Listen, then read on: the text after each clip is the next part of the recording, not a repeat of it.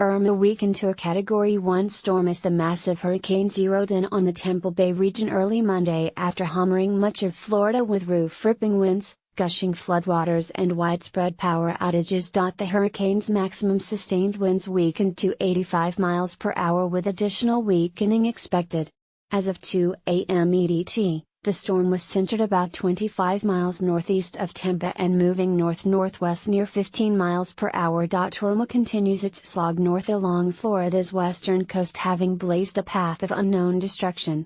With communication cut to some of the Florida Keys, where Irma made landfall Sunday, and rough conditions persisting across the peninsula, many are holding their breath for what daylight might reveal. Forecasters say they expect Irma's center to stay inland over Florida and then move into Georgia, Alabama, and Tennessee. They also expect Irma to weaken further into a tropical storm over far northern Florida or southern Georgia on Monday as it speeds up its forward motion. The Hurricane Center says the storm is still life-threatening with dangerous storm surge, wind and heavy rains. More than 3.3 million homes and businesses, and counting, have lost power in Florida as Hurricane Irma moves up the peninsula. The widespread outages stretch from the Florida Keys all the way into central Florida. Florida Power and Light, the state's largest electric utility, said there were nearly 1 million customers without power in Miami-Dade County alone. The power outages are expected to increase as the storm edges further north. There are roughly 7 million residential customers in the state. The county administrator in the Florida Keys says crews will begin house-to-house searches Monday morning,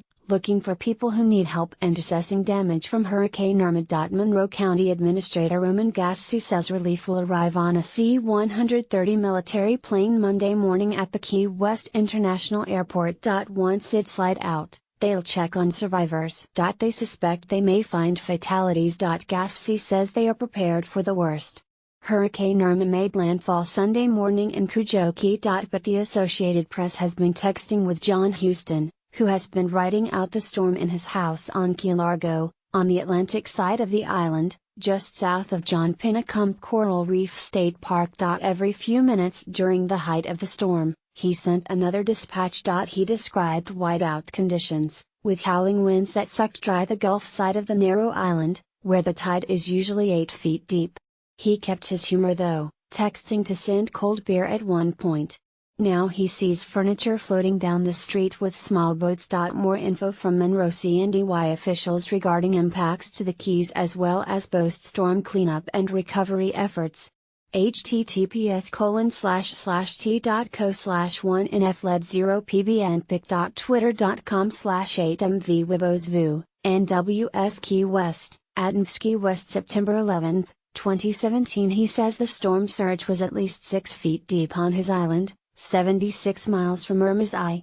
He can see now that structures survived, but the storm left a big mess at ground level. Irma set all sorts of records for brute strength before crashing into Florida, flattening islands in the Caribbean and swamping the Florida Keys. It finally hit the mainland as a big wide beast, but not quite as monstrous as once feared. The once Category 5 storm lost some of its power on the northern Cuba coast. The Associated Press contributed to this report,